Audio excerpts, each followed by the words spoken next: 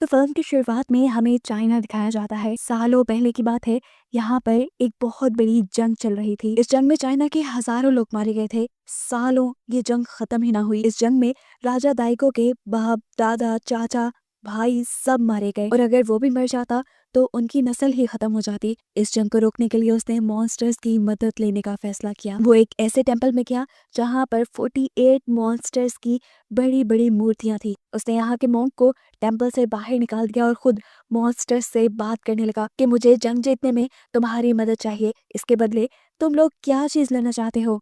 उसके बाद सुनते ही यहाँ चूहा आया, जिसे राजा दाइगो ने अपनी तलवार से काट डाला। लेकिन फिर उस चूहे की सोल ने राजा दाइगो को बताया कि वो मॉन्स्टर की बात करने के लिए उससे आया था। ये मॉन्स्टर्स उसकी मदद करने को तैयार थे, लेकिन उसके बदले में इन्हें उसके पैदा होने वाले पहले बच्चे के जिस्म के सारे ऑर्गन्स चाहिए। राजा ये डील फिक्स कर लेता है और सारे मॉन्स्टर उसकी इस लड़ाई में साथ देने को मान जाते हैं। उसकी इस शर्त को मानते ही आसमान से कड़कती हुई बिजली आकर उसके माथे से टकराई और उसके सर पे एक क्रॉस का निशान बन गया। मॉन्क को जब पता चला कि राजा ने अपने बेटे की बलि दी है मॉन्स्टर से मदद लेने के लिए, तो वो डर गया कि बात बाहर ना चली जाए, इसलिए राजा ने मॉन्क को भी मार डाला।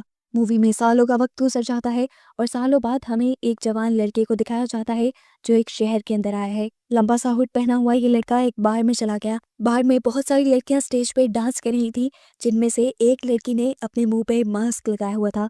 ये लड़का फौरन आगे बढ़ा, लेकिन तभी बहुत से सिक्योरिटी गार्ड्स उसे रोकने आ गए। लेकिन वो सभी गार्ड्स को एक एक बार में मारते हुए स्टेज पे चल गया और अपनी तलवार से उसने डांस करती हुई लड़की का मास्क काट दिया, जिससे सब लोगों को ये पता चला कि वो लड़की तो असल में एक मॉन्स्टर थी। उसका रूप सबके सामने आते ही वो लड़की एक बहुत बड़ी मकड़ी में बदल गई और उसने इस लड़के के ऊपर हमला कर दिया। लड़के ने भी अपने हाथ को मुंह से पकड़ा और साइड पे गिरा दिया, जिससे पता चला कि उसका हाथ नकली था और उसकी हाथ की जगह लगा हुआ ब्लेड अब वो इस्तेमाल कर रहा था इस मॉन्स्टर से लड़ने के लिए। सभी लोग डर कर वहां से भागने लगे। ये सब बाहर खड़ी हुई एक लड़की नोटिस कर रही थी। वो भी इस पार्क के अंदर आ गई और हमें देखने को मिला कि उसके पीछे कुछ लड़के लगे हुए थे, क्योंकि उस लड़की ने उनके पैसे चुराए थे। अब ये दोनों जैसे ही अंदर आए तो अंदर का नजारा देखते ही डर गए। इस आदमी ने अपने हाथ पे लगी हुई तलवार से एक ही वार में उस मॉन्स्टर का सर काट दिया। खौफ से ये लोग कांप रहे थे। वो लड़का जैसे ही अपना नकली बाजू निकाल कर अपने हाथ पे लगाने लगा, तो तभी वहां उसका असल बाजू निकल आया। चलते चलते वो नीचे गिर गया, क्योंकि यहाँ पर उसकी नकली टांग निकलकर असली टांग पैदा हो गई थी। वो अब इन दोनों के पास आया और अपनी आंख को किसी बंटे की तरह बाहर निकाल के इनसे पूछा, मैं कैसा दिखता हूँ।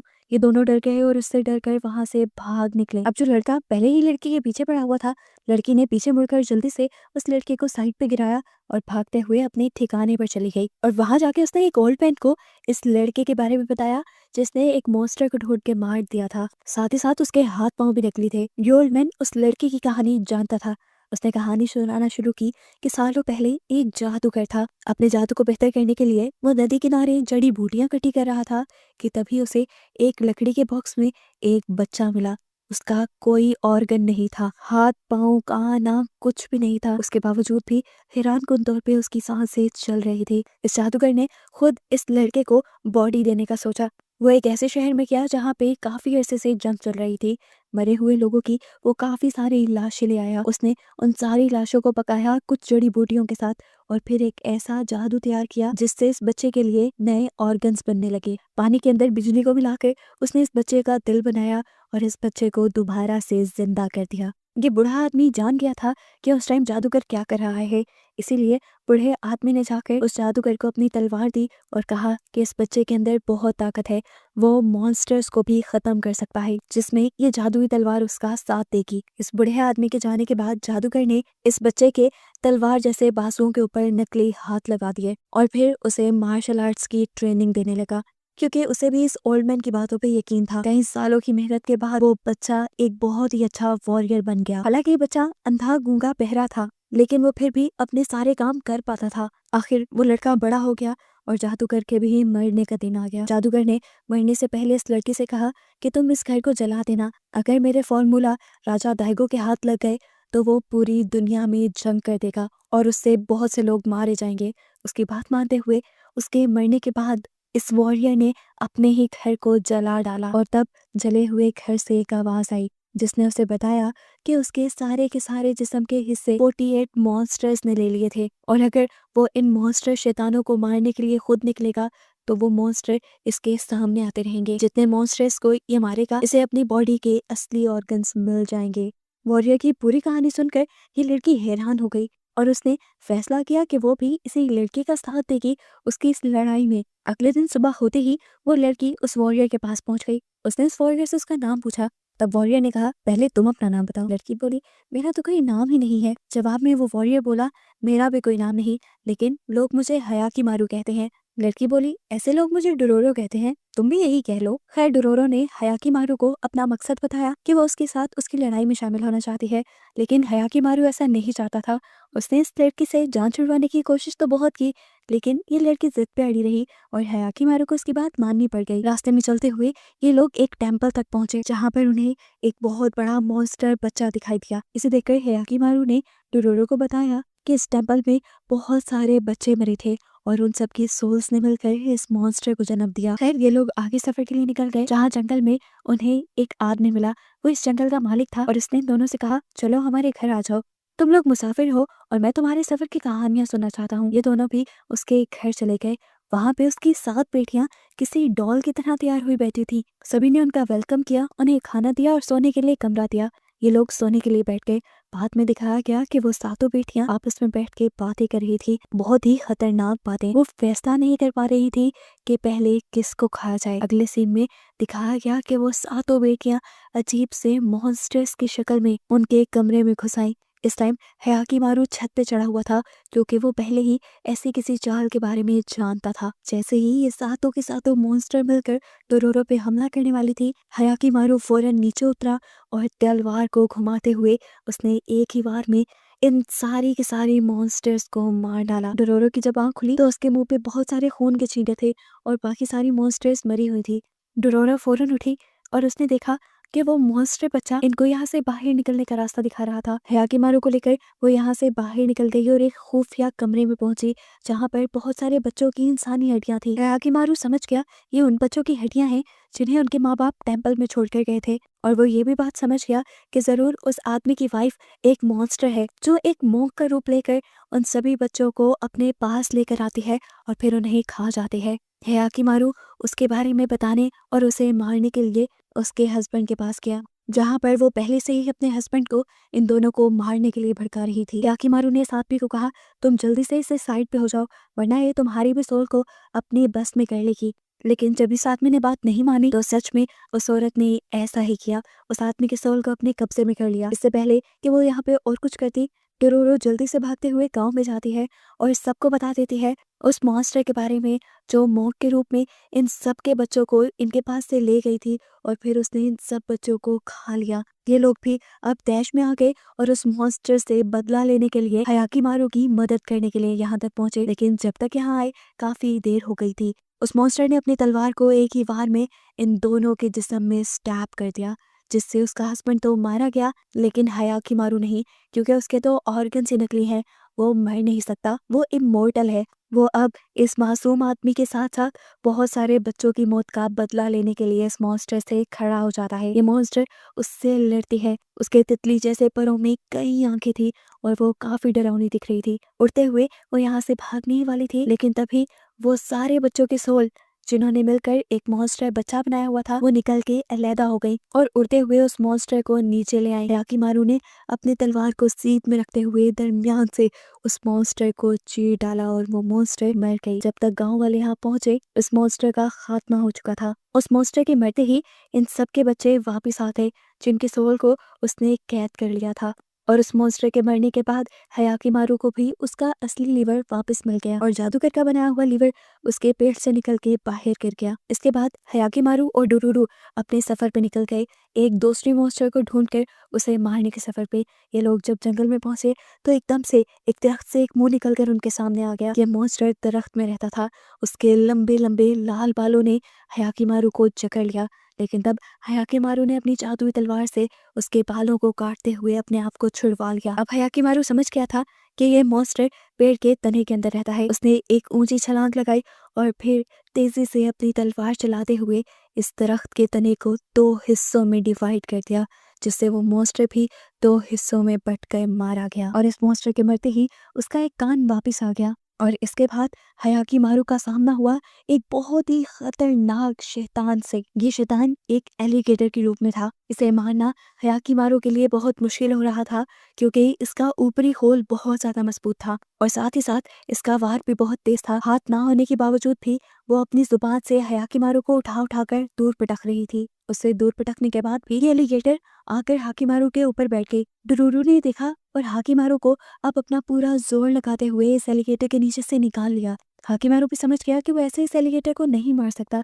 इसलिए उसने फैसला किया कि वो उसके मुंह के अंदर जाएगा और अंदर से इसे मार डालेगा। उसका यह आइडिया काम भी किया। वो उसका मुंह खोलते हुए उसके पेट के अंदर चला गया और पेट के अंदर से उसे मारते हुए उसने इस मॉन्स्टर को भी खत्म कर दिया। इस मॉन्स्टर को मारने के बाद हयाकीमारू को अपना असली गला मिल गया। अभी इस लड़ाई की थकन खत्म ही नहीं हुई थी कि उसके सामने आ गया एक दूसरा मॉन्स्टर जो बहुत बड़ी चील की शक्ल में था। इस मॉन्स्टर ने हयाकीमारू को उठाया और एक गार की तरफ ले गया। वहां फेंककर उसने एक बड़ा पत्थर उठाकर हयाकीमारू को मारने की कोशिश की, लेकिन हयाकीमारू किसी तरह उसके इस हमले से बच गया। जिसके बाद इस बास ने हयाकीमारू को उठाकर पहाड़ी से नीचे भी गिराने की कोशिश की, लेकिन हयाकीमारू ने अपनी तलवार को पत्थरों में फंसाकर अपने आप को बचा लिया। इससे पहले कि ये ईगल उसके ऊपर कोई दूसरा वार करती, डुरोरो एक पत्थर उठाकर इस मॉन्स्टर के सर पे दे मारती है। मौके का फायदा उठाते हुए हयाकीमारू भी उड़ते हुए उसके सामने आ गया। उसने हवा में तलवार चलाई और उसके मुंह पे कई वार करते हुए उसके मुंह को उसके धड़ से अलग कर दिया। ब्लास्ट की तरह फटने से पहले इस मॉन्स्टर ने उससे कहा, तुम हमें तो मारने निकले हो, लेकिन हमसे पहले तुम्हारा सबसे बड़ा गुनहगार तुम्हारा अपना बाप है, जो हमारे पास आया था अपना तख्त बचाने के लिए। अपना तख्त बचाने के लिए उसने तुम्हारी बलि दे दी, तुम्हारा एक एक ऑर्गन हम सबको बेच दिया। ये कहकर वो मॉन्स्टर पूरी तरह खत्म हो गया। हयाकीमारू को उसका एक हाथ मिल गया, लेकिन अब वो सोच में पड़ गया कि क्या उसके पास में कुछ और भी ऐसा है जो वो नहीं जानता। ये लोग अब आगे की तरफ बढ़ने लगे और आखिर ये लोग दाइगो की सल्तनत में पहुंच गए।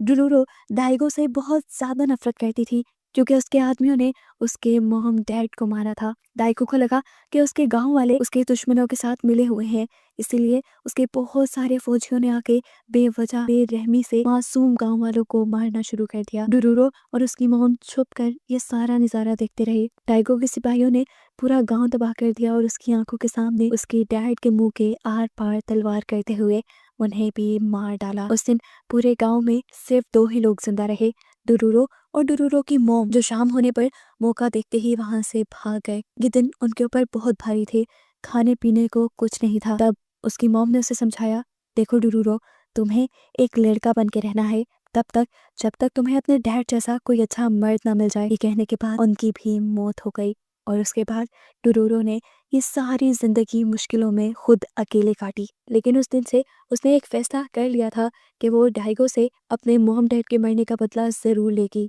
उनकी इन्हीं बातों के दौरान यहाँ पर डियागो के बहुत सारे सिपाही भी आ गए, जिन्हें देखते ही डुरूरो ने अपने आप से काबू खो दिया। वो उनके ऊपर तलवार ताने खड़ी थी, जिस पर एक सिपाही ने उसकी गर्दन पर ही तलवार रख दी उसे मारने के लिए। ये महसूस होते ही हयाकीमारू नीचे पड़े हुए एक मुर्दे का ढांचा उठाकर उस सिपाही के मुंह पे मारता है और उसके बाद तलवार से उसके ऊपर हमला करता है।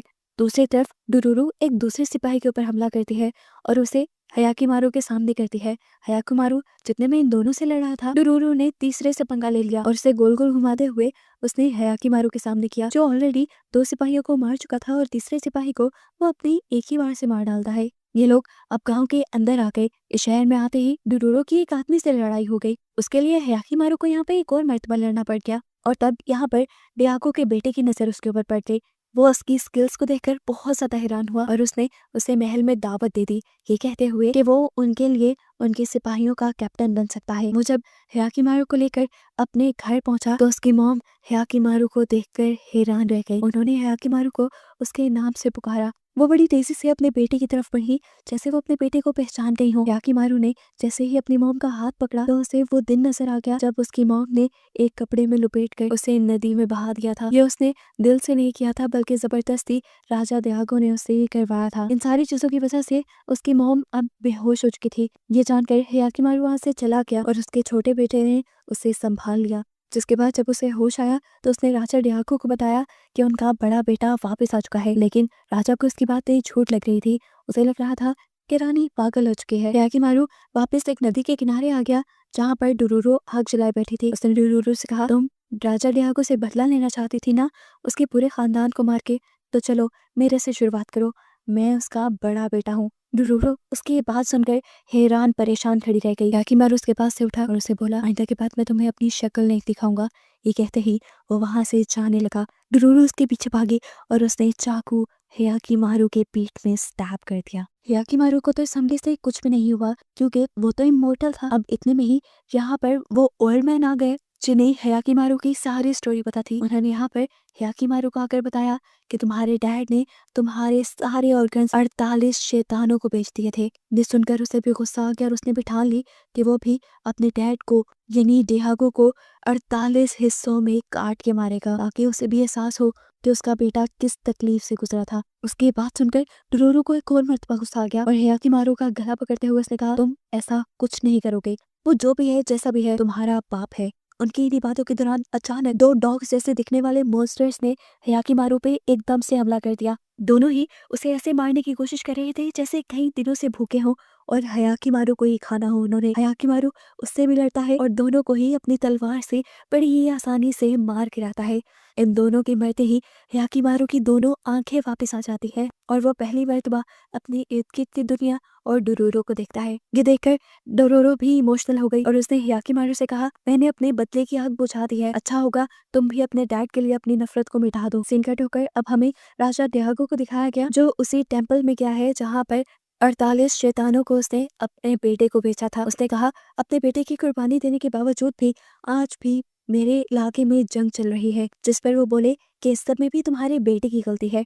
20 साल पहले ही उसे मर जाना चाहिए था, लेकिन वो आज भी जिंदा है, इसीलिए तुम्हारे इलाके में आज भी जंग है। ये सुनकर खुद डियागो ने अपने बेटे हियाकिमारू को मारने का फैसला कर लिया। उसके हुक्म पर बहुत सारे सिपाही हियाकिमारू को मारने के लिए निकल गए। उन्होंने अपनी तोप से बमबारी की हियाकिमारू पे, लेकिन हियाकिमारू नहीं मरा। जिसके बाद हियाकिमारू का छोटा भाई सामने आया उससे लड़ने के लिए। वो तलवारबाजी करके अपने भाई को मारने की कोशिश कर रहा था, लेकिन हियाकिमारू हर मर्तबा उसके वार को रोक रहा था। उसने उल्टा एक भी वार अपने भाई पे नहीं किया क्योंकि वो अपने भाई से नहीं लड़ना चाहता था। वो सिर्फ अपने भाई के वार को रोकता रहा। पीछे से तभी एक दूसरे सिपाही ने हियाकिमारू के ऊपर हमला किया और जब हियाकिमारू ने उसकी तलवार रोकी तो उस सिपाही की तलवार ही टूट गई और वो तलवार का टूटा हुआ टुकड़ा उड़ते हुए उसके भाई के गले को चीर गया। और ये सब दूर खड़ी उसकी माँ ने देख लिया। उसकी मॉम अब उससे नाराज हो रही थी। वो अपने बेटे का बदला उससे लेना चाहती थी, लेकिन तभी यहाँ पर डियागो आ गया खुद हियाकिमारू को मारने के लिए। ये देखते हुए रानी का दिल पिघल गया और वो हियाकिमारू के सामने आ गई ताकि डियागो से ना मारे, लेकिन डियागो बहुत बेरहम था। उसने अपनी वाइफ के सीने में भी चाकू स्टैब करते हुए उसे भी मार डाला। उसके बाद वो अपने बेटे को यानी हियाकिमारू को मारने के लिए आगे बढ़ा। बेशक राजा डियागो एक बहुत बड़ा वॉरियर था, लेकिन हियाकिमारू के अंदर कुछ एक्स्ट्रा ही ताकत थी। इन दोनों का यहाँ पे बहुत तगड़ा मुकाबला चलता है। दोनों ही तलवारबाजी में एक दूसरे को हराने की कोशिश में थे और आखिर फिर लड़ते लड़ते राजा की ताकतें कम होने लगी क्योंकि वो अब बूढ़ा हो चुका था। वो अब मरने के बिल्कुल करीब था।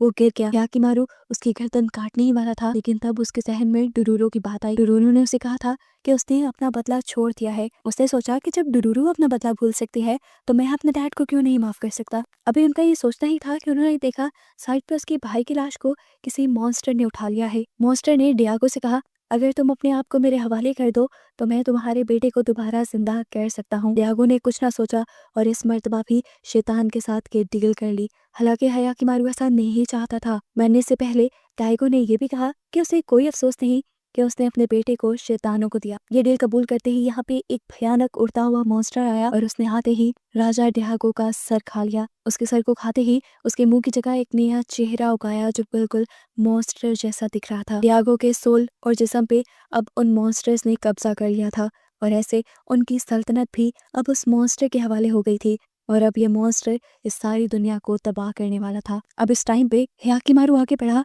और उसने अपने डैड का चेहरा काटते हुए उसे मार डाला। इस तरह उसके अंदर मौजूद मॉन्स्टर भी मर गया। मरने से पहले डियागो ने बस इतना कहा कि मेरा छोटा बेटा मेरी सारी हुकूमत संभाल ले। उस मॉन्स्टर को मारते ही यहाँ पे देखने को मिला कि हियाकिमारू का असली दिल वापिस आ चुका था। ऐसा होते ही इन्होंने देखा कि सामने से राजा की बहुत बड़ी फौज यहाँ पे आ गई हयाकीमारू को मारने के लिए। लेकिन तब हयाकीमारू के भाई ने उस सारी फौज को रोक दिया और ये लोग अपने महल वापस आ गए। हयाकीमारू का भाई उसे भी महल में लेकर आया था और आते ही उसने हयाकीमारू को तलवार सौंप दी और कहा कि ये सल्तनत आपकी है, आप यहाँ के पहले बेटे हैं और तख्त के हकदार भी।